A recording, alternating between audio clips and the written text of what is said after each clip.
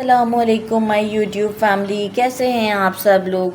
आप सब लोगों को वेलकम टू किचन एक्सप्लोरर। और आज मैं आप लोगों को बताने जा रही हूँ लच्छा पराठा, जिसमें बहुत सारी लेयर्स होती हैं। मैंने अपने एक वीडियो में रखा भी था इसे, तो मुझे ये कहा गया था कि मैम प्लीज़ इसकी हमें रेसिपी बता दें। तो बस मैंने कहा कि आज आपकी ये विश भी पूरी कर देते हैं। तो उसके लिए मैंने लिया है हाफ़ kg मैदा, और साथ में मैंने लिया है 1 टीस्पून सॉल्ट, इसके अंदर डाल देते हैं, और 400 ml ऑफ वाटर। इससे ज़्यादा हमें पानी नहीं चाहिए, इसीलिए मैंने आज मेजर करके आपको स्पेशली शो किया है कि 400 ml चाहिए। तो अब हम इसे पहले अच्छे से मिक्स कर लेंगे। और कोई इसमें इस वक्त घी नहीं जाता, वो जब मैं आपको बनाना बताऊंगी ना पराठे, क्योंकि इसका रेस्टिंग टाइम ही अच्छा खासा है। तो जब हम इसे वंस इसे वो कर देंगे, नीट कर देंगे, तो हमें इसे जो है वो 30 मिनट का रेस्ट देना है। फिर अगेन हमें इसे दोबारा से नीट करके फिर हमें इसे 15 मिनट का रेस्ट देना है। फिर हम उसके पेड़े बनाएंगे, फिर पेड़ों को भी हमें 15 मिनट का रेस्ट देना है, तब कहीं जाके ये लच्छा पराठा बनता है। तो बस अब मैं आपको एक अच्छा सा, क्योंकि देखिए पानी की क्वांटिटी तो मैं बता चुकी हुई हूँ, तो बस इसी पानी में मैं एक अच्छा सा आपको डो नीट करके बताती हूँ। 10 मिनट्स लगते हैं इसको डो को नीट करने में। चलिए देखिए, मैंने एक 10 मिनट तक अच्छी तरीके से इस डो को नीट कर लिया है। और अब मैं इसे बिल्कुल इस तरीके से कवर कर दूंगी किसी प्लेट से या सीलिंग रैप से, कि इसमें एयर बिल्कुल भी ना जाए। और मैं इसे 30 मिनट्स का रेस्ट दूंगी। इसके बाद अगेन नीट करना है इसे। तो अब मैं इसे रेस्ट दे देती हूँ 30 मिनट्स का ढककर। अच्छा जी देखिए, मैंने इसे 30 मिनट्स के लिए सीलिंग रैप से कवर कर दिया था। और अब मैं ये रैप हटाऊंगी, क्योंकि देखिए एयर ना जाए, इसलिए मैंने इस तरीके से कवर किया था इसे। और मैंने ऑयलिंग नहीं की थी, तो आपने भी नहीं करनी है, क्योंकि ऑलरेडी हम बाद में से यूज़ करेंगे अच्छा खासा ऑयल। तो इस वक्त हमने ऐसा कुछ नहीं करना है। बस इसे मैं दोबारा से निकाल के अच्छी तरीके से नीट करूँगी, और अगेन मैं इसे 30 मिनट्स के लिए छोड़ दूँगी। एक बार फिर हम इसे नीट कर लेते हैं। अब आप देखिए इसकी सॉफ्टनेस आप चेक करें, सॉफ्टनेस कितनी अच्छी है। ये देखें ना, इसकी क्वालिटी ही यही है कि इसे हम एक दफ़ा फिर नीट करते हैं अराउंड 2 to 3 मिनट्स, और फिर इसे 30 मिनट्स के लिए छोड़ देते हैं। इसके बाद हम अपने पराठों की प्रिपरेशन के ऊपर चलेंगे। इसका नीड होना ही और इसको जो रेस्ट देना है ना, वो बहुत नेसेसरी है। तो उसके बगैर ये काम नहीं हो सकता। तो बस इसके बाद मैं इसे अगेन 30 मिनट्स के लिए छोड़ देती हूँ, फिर डायरेक्ट आपको दिखाती हूँ। अच्छा जी, मैंने डो को अब 30 मिनट के रेस्ट के बाद इस तरीके से रोल कर लिया है। थोड़ा सा व्हीट फ्लोर ले लिया था, ताकि रोल मेरा आसानी से बन जाए। इस तरीके से रोल लेने के बाद अच्छा, साथ में मैंने पिज़्ज़ा कटर ले लिया है, ट्रे है, घी को मैंने पिघला के ब्रश साथ में ले लिया, डस्ट फ्लोर ले लिया। अच्छा, हम कम से कम ही डस्ट फ्लोर को यूज़ करेंगे। मैंने जो है वो ये डो को इस तरीके से एक मोटा सा रोल बना लिया है। सेंटर से मैं इसे कट कर दूंगी, और हम इसके 8 सेक्शंस कर लेंगे, मतलब हमारे 8 पेड़े निकल आएंगे इस तरीके से। तो इसे हम 8 हिस्सों में डिवाइड कर देंगे। तो मैं आपको 8 हिस्सों में डिवाइड करने का तरीका बता दूं कि देखिए, सेंटर से कट करने के बाद देन फिर 1 2 and 3 4 इस तरीके से करके मैं आपको शो करती हूँ। अच्छा जी, सेंटर कट हो चुका है मेरा।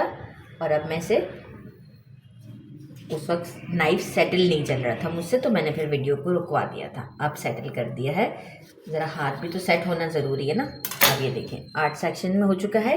एक एक को इस तरीके से लेके मैं 8 पेड़े बना लेती हूँ। तो 8 पेड़े बना के मैं साथ में इसे एक ट्रे में रखती जाती हूँ। तो आपको शो कर देती हूँ 8 पेड़े बना के।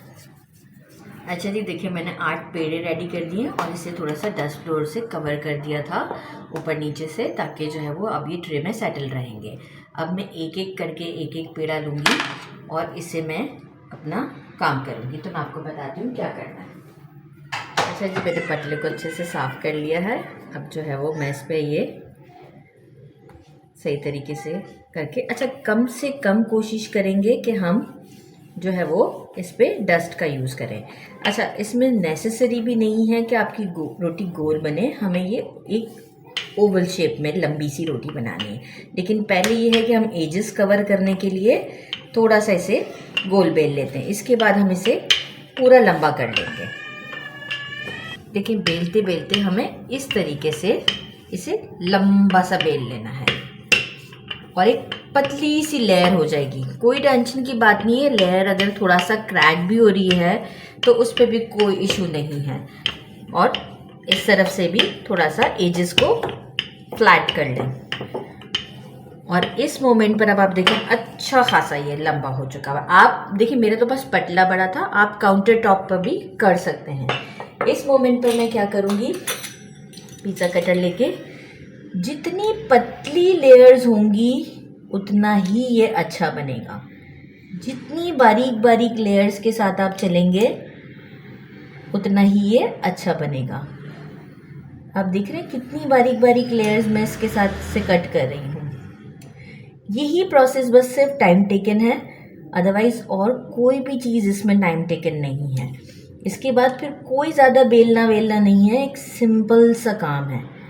तो देखिए इस तरीके से मैं ये सब पे कट लगा के आपको दिखाती हूँ कि कितने बारीक बारीक कट्स मैं दूंगी इस पर। आप ये देख रहे हैं इतने बारीक बारीक कट्स मैं दे रही हूँ इसके ऊपर। ये सारे मैं आपको लगा के दिखाती हूँ।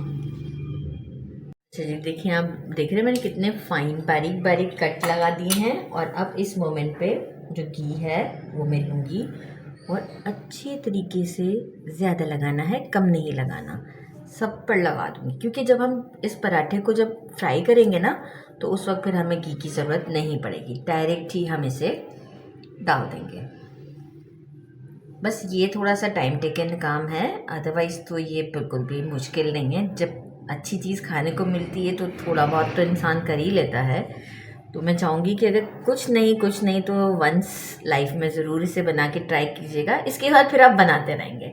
एक बार हम खड़े हो जाते हैं ना हिम्मत करके तो फिर हो जाता है काम। तो आपसे भी हो जाएगा, कोई इतनी मुश्किल चीज़ भी नहीं है ये। बस अच्छी तरीके से मैं घी सब पे लगा देती हूँ और फिर जो है वो मैं इसे दोनों साइड से रैप कर देती हूँ। कोशिश कीजिएगा कि कोई साइड बचे ना, ठीक है। अच्छा जनाब, ये हो गया। अब जो है वो मैं क्या करूँगी, यहाँ से थोड़ा लूँगी, इस तरीके से उठाऊँगी, थोड़ा सा घी और लगा देते हैं ताकि ये और वो हो जाए, आपस में ये जोड़ रहे हैं थोड़े। तो ये हमारा घी लगाने से ये होगा कि ये जुड़ेंगे नहीं, तो हम ज़्यादा घी लगा देते हैं।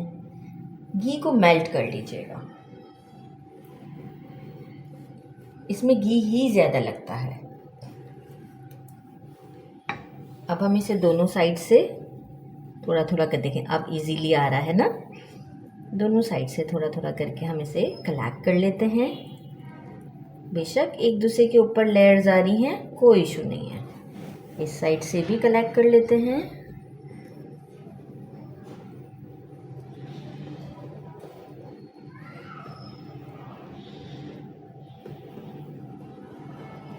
एक्चुअल मैंने कहा था ना कि कम से कम हमें जो है वो डस्ट फ्लोर का यूज़ करना है। एक्चुअल तो मेन ये होता है कि इसके नीचे हमें ऑयल ही लगाना होता है, लेकिन मैंने कहा कि नहीं, फिर वीडियो सही शूट नहीं होगा, तो इस वजह से जो है अब आप देखें ये बाकी जो सेंटर में इतना सारा घी आ चुका हुआ है तो ये ओके है, इसे कोई इशू नहीं हो रहा, ठीक है। अब मैं इसे क्या करूँगी, इस तरीके से करके ट्रे में रख देती हूँ और इस तरह मैं सारे रेडी कर देती हूँ और इसे इसी तरीके से ट्रे में मैं रख देती हूँ।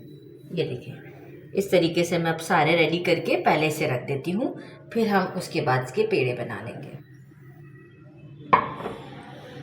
अच्छा जी देखिए, मेरे ये 8 स्ट्रिप्स रेडी हो चुकी हुई हैं और अब मैं इसका डो बना लेती हूँ इन सब का। तो मैं आपको डो बनाने का तरीका भी बता देती हूँ कि हम कैसे इसके डो बनाएंगे।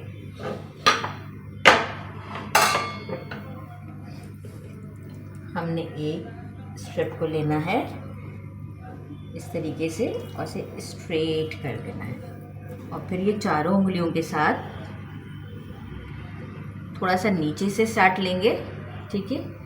और फिर भले थोड़ा बहुत एक दूसरे के ऊपर है, लेकिन ये यहाँ से मूव करनी चाहिए, मतलब ये स्ट्रेट पट्टी ही आनी चाहिए, ऐसे ट्विस्ट नहीं हो जानी चाहिए। नीचे से जैसे ट्विस्ट हो जाती है ना, वैसे नहीं हो जानी चाहिए। इस तरीके से करके हम इसका एक पेड़ा रेडी कर लेते हैं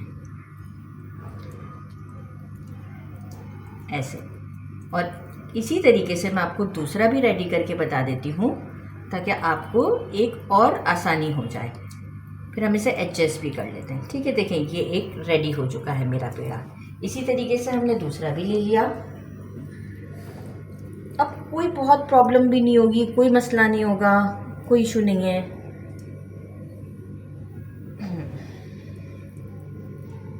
ऐसे लेके ये नीचे से घूम जाना चाहिए।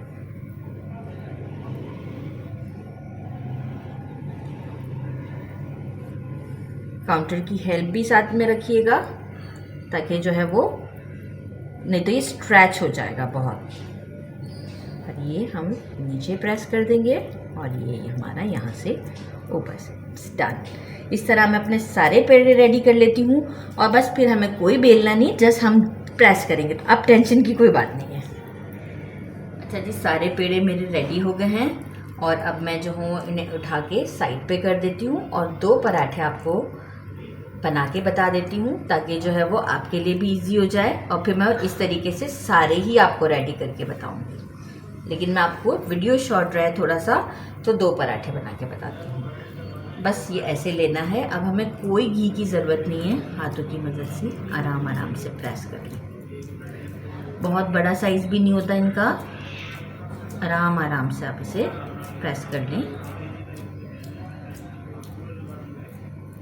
बस एक नॉर्मल साइज़ के ऊपर ये होता है, ये ज़्यादा बड़े साइज़ के ऊपर नहीं जाते ये पराठे। आपको इस वक्त भी लेयर्स फील हो रही होंगी, तो आप सोचे पकने के बाद ये कितनी अच्छी लगेंगी।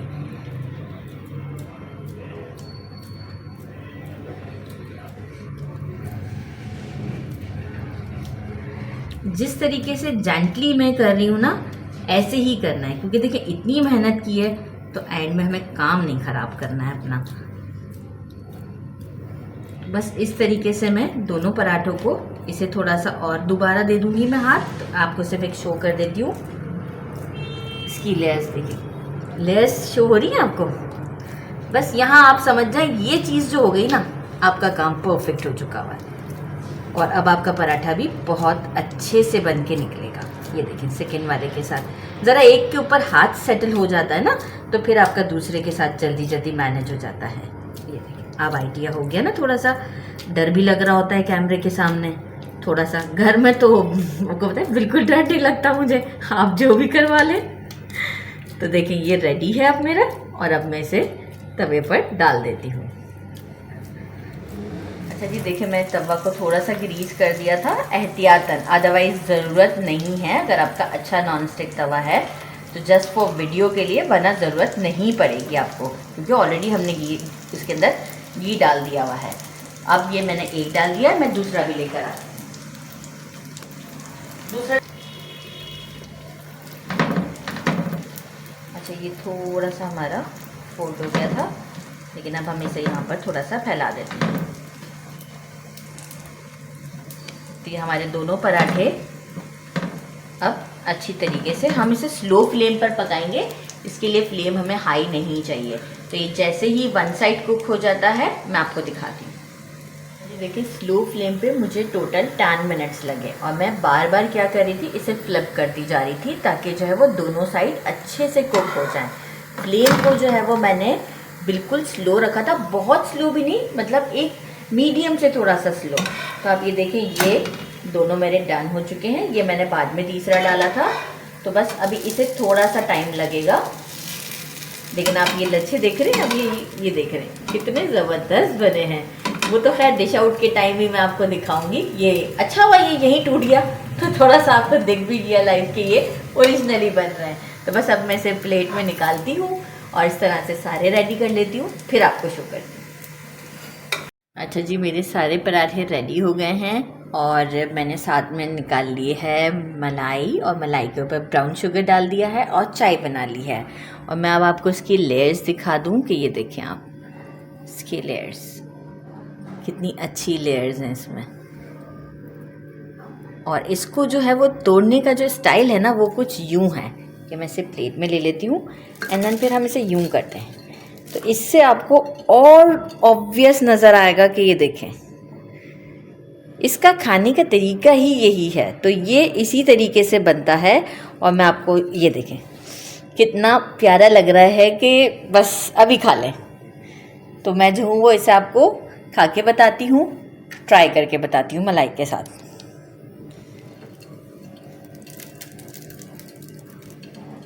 ज़बरदस्त, ये देखें, इसको खाने में मज़ा ही आने वाला है।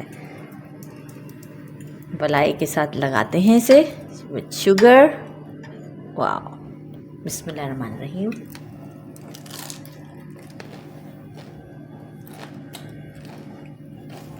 नो डाउट मेहनत के बाद कुछ अच्छा खाने को मिला, मज़ा आ गया। आप इसे ज़रूर बनाइएगा। मेरे चैनल को लाइक और सब्सक्राइब करना नहीं भूलिएगा। साथ में चाय भी पी लेते हैं थोड़ी सी। अपना ख्याल रखिएगा और अल्लाह हाफ़िज़।